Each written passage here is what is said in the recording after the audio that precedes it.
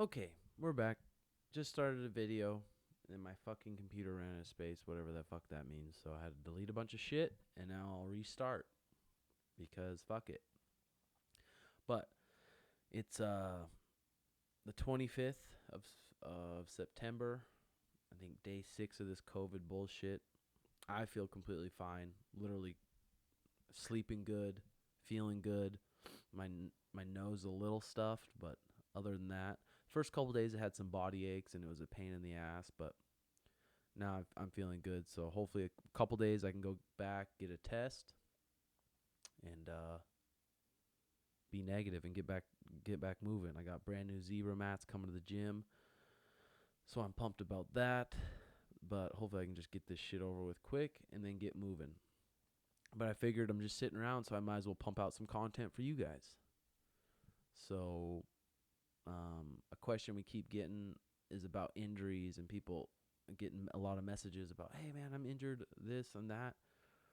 Um, First things first is if you're doing combat sports, whether it's jujitsu, wrestling, boxing, anything athletic, pretty much, injuries are part of it.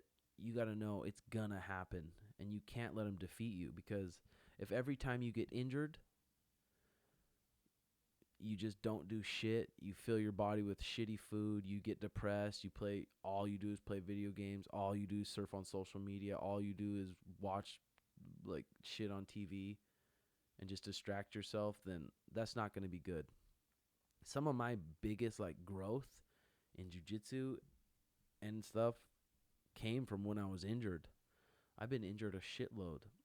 I've had surgeries on both my knees, completely tore both my biceps.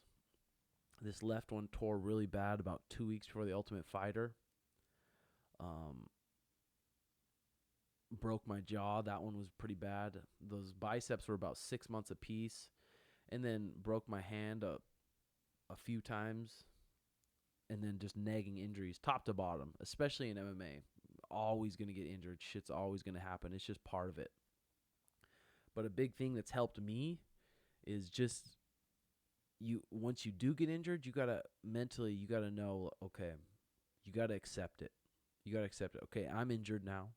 And it's hard because you go from practicing every day, getting that exercise release every day, training every day, improving, then you can't. Boom. But like I said, the best thing for you to do is accept it. Take that mindset that you have in training or for whatever you're trying to get better at and put it into healing that injury. When it comes to resting, putting the right nutrition in your body. And that's a perfect time to start studying and reading. Everyone knows the biggest thing, one of the biggest parts of competition is your mind. And we don't train our mind that much. We lift weights. We do striking practice. We do jiu-jitsu practice. We do all this. But you don't train your mind that much, and it's such a big part. So it's a perfect time to read books and start learning and start studying your sport, whatever it is. From brown belt to black belt, I was injured a lot of the time, but I never missed a practice. I still was in there every single day just sitting on the side and watching people and trying to understand the sport and watch jiu-jitsu and watch Taquinho teach. So from brown belt to black belt, like I said, I think it was 2 years, and I was injured a lot of that time, but I didn't miss practice. I was in there watching and just taking it in mentally. And then I'd go home and I'd be watching videos and studying other black belts. So once you get injured, that's a perfect time for it. That's not the time to just say, okay, I'm going to sit around and just, like I said, be depressed, eat shitty food, and feel bad for yourself and whine about how you can't train. That's a perfect time to improve in other areas. Like I said, other areas are going to give you a lot of growth. I've been talking to Dan Garner for years now. Ever since I broke my jaw, I was going to like study under him. But then got him in contact with Sean, and he's been doing Sean's diet. And he sent us this Wolverine protocol for professional athletes. This is what he recommends for them to get over their injuries. This is the supplements he recommends. So, number 1 is curcumin. Dose 1 gram 3 times daily. Is your purpose to lower pain and inflammation and support healing. Fish oil, dose 1 tablespoon daily. The purpose to lower pain and inflammation, enhance immune function to support healing. Vitamin C, 1 gram 2 times daily. Purpose, improve your immune function to support healing. Also directly affects the collagen synthesis to build up tissue. Number 4, L-Glutamine. Dose 10 grams upon waking, plus 10 grams before bed. Purpose, improve immune function to support healing. Also, L-Glutamine becomes essential acid in times of healing as the body depletes it quickly. Aged garlic extract. Dose 600 milligrams 2 times daily. Purpose, one of the most impactful nutrients towards immune function in the supplemental existence. You can supplement or eat 3 cloves daily. Dietary protein intake needs to be at 1 gram per pound of body weight per day, every day, in order to support optimal tissue repair and minimize muscle mass loss during decreased activity levels. That's a big one. Getting a good protein supplement. And between your meals, having a nice protein shake, even if it's before bed. Like I said, I like a good protein, some blueberries, some plain organic kefir, maybe a little almond butter, and then some almond milk blended up, and it's really good. This is going to help your body heal. Like I said, big thing is taking that mindset you have for training and bringing it into your injuries, because if you want to master whatever sport you're in, injuries are part of it. They're going to be a part of it. No matter what, you're going to get injured. I would love to meet someone who's made it to the black belt level or professional MMA level who's never been injured. So this stuff is important. There's some other stuff on here about dietary fats and stuff like that, but I think I might just screenshot this and post it on the Patreon for you people so you guys can see it. Another thing, so that's good. Wolverine Protocol, like I said, Dan Garner, he's the man. He helps a lot of high-level athletes, and I haven't even been around or worked with a nutritionist quite at his level, so he's top of the line. Also, I figured I might as well go through a couple of these James Clear newsletters, some of my favorites. And I'll start at the beginning. I won't have time to go over all my favorites because there's a fuckload of them. But this is just jamesclear.com, the 321 newsletter. I've posted it on here before. Every week he comes out with a newsletter and talks about his favorite, whether they're quotes, whether they're books he talks about. But it's free. You can go online. But I'll talk about just a couple of those. You don't have to make this video super long. And just what I thought of them. So this is the August 8th one. Number 3. Start now, optimize later. An imperfect start can always be improved, but obsessing over a perfect plan will never take you anywhere on its own. That's a good one. And you always hear people always have the best ideas. Oh, they have all the ideas, but obsessing over the perfect plan and having the perfect plan isn't going to do shit. You got to fucking act on it. You got to get going, get started on it, get to work. Start now, optimize later. Thought that was a good one. And at the end of all these, he has questions you should ask yourself. At the end of the August 8th one, it is, how long will you put off what you are capable of doing just to continue what you are comfortable doing? That's a good one too. How long will you put off what you're capable of doing just to continue what you're comfortable doing? God damn, it's easy to stay comfortable. It's easy to stay fucking comfortable and just cruise. But you're not going to get better at any of the shit you're doing if you just stay comfortable and just cruise. Because literally, you got to find people that are better than you. You got to find ways to challenge yourself. You got to find ways to make yourself uncomfortable or you're not going to grow. Thought it's a good one. August 22nd. Number 1.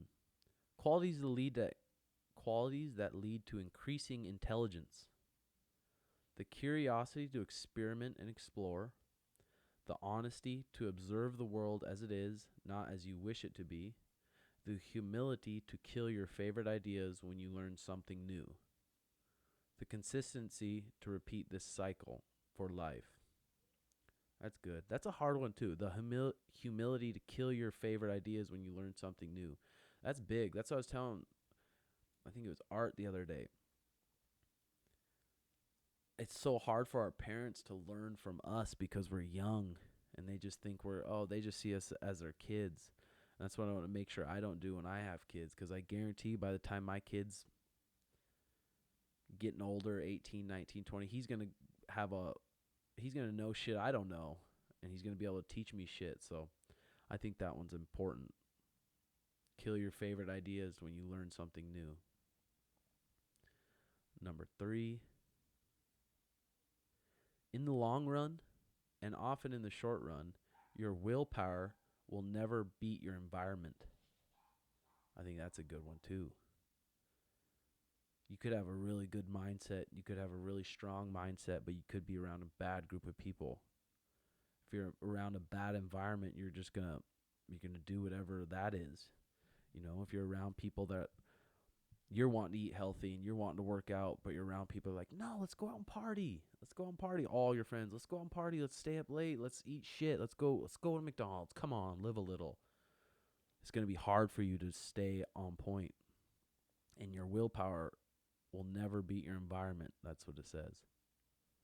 So that's good. Making sure your environment and the group of people you're around is the type of people and kind of the direction you want to go. This is a quote from Tim Grover's the book called Relentless. Here he is describing the 3 things he asks of every player. I don't care how much you can lift, how fast you can run, how many pull-ups you can do, or whether you can hit a 3 while blindfolded. There are only 3 things I ask of every client. Show up, work hard, and listen. That's it. It requires no talent, no special genetics, or any skill whatsoever to show up, work hard, and listen. That's fucking good, because that's the truth. Even if you want to become a black belt in jiu-jitsu, no matter what your athleticism is, you could be a fucking freak of nature, a beast, but you don't come in. You just, every chance you get, you don't come into practice. Every excuse you get, you skip practice. You could be a kid with no athleticism, a little nerdy kid with no athleticism, but you show up every day, you work hard, you do the drills, you pay attention, and you listen. You're going to be fucking up that athletic kid sooner than later.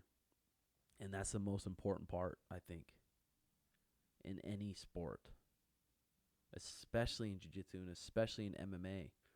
You just got to show up, work hard, and listen day after day after day after day. Some days you're going to get your ass beat and be sad. Some days you're going to beat everyone's ass and think you're the man. But the consistency over time is going to get you the result you want. So that was a good one too. And then the question at the end on that August 22nd blog. Can my current habits carry me to my desired future? So what the fuck are your habits? I liked what this Lex Friedman was talking about on one of his YouTube videos. He was talking about how, I wrote it down and it was good, how hard it is daily to fight the your focus. You know where your focus needs to be, whether it's improving, whether it's reading your books, whether it's improving whatever you're trying to improve. But you know you got social media fucking in the back of your head. Oh God, I can get on social media. I can go get on my Xbox, or I can go get on YouTube and just waste my time. Fighting those distractions is a big one. Constantly fighting them. Be like, fuck, I know that distraction's there. I know I don't want to read right now.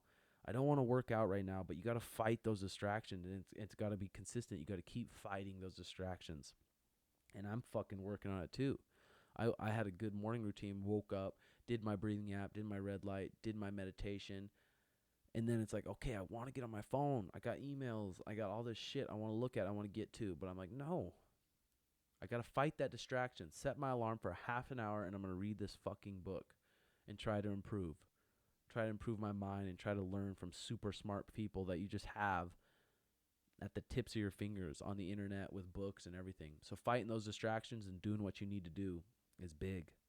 Can my current habits carry me to my desired futures? I thought that was a good one. Okay, we'll go next. September 12th vlog. This was at the end. Do you really need to think more? Or is it simply a matter of doing the work? It's a big one too. And I have a lot of friends that are like that. Do I need to think more? Oh, what's the best idea? What's the best idea? When a lot of times it's a matter of, okay, you got the fucking idea. Just go do the work. That's the hard part, is going to do the work. The idea is the easy part. Hope you guys like this. If you don't, no biggie. Just don't watch it. If you do like it, comment below. Tell me what you think. Tell me if it helps some of you guys.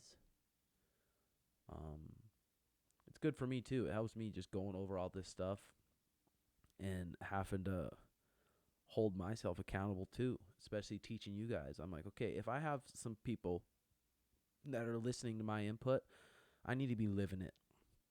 I need to be living it and not fucking being a slacker. Number 3, the September 19th one. Most people need consistency more than they need intensity. Intensity is like running a marathon hard, write a book in 30 days, or a silent meditation retreat, which is something I want to do, which would be really fucking hard, I think. But consistency is don't miss a workout for 2 years. Write every week, and a daily meditation practice or a daily silence. Intensity makes a good story, but consistency makes progress. Fucking without consistency, you can't do anything. It sucks, and it's a hard thing to swallow, but it's true. If you don't have consistency and discipline and persistence, you're probably not going to go anywhere. But if you can pick something, have a good plan, have consistency, discipline, and be persistent in it, you can probably go most places wherever you want. But if you don't have those, you might as well probably accept having a job that you hate, being bossed around by someone you don't want to be bossed around by. You got to accept it because you don't have discipline. You don't have persistence or consistency to do anything you really want to do. So those 3 things are fucking huge. Okay, I think that was a good little vid.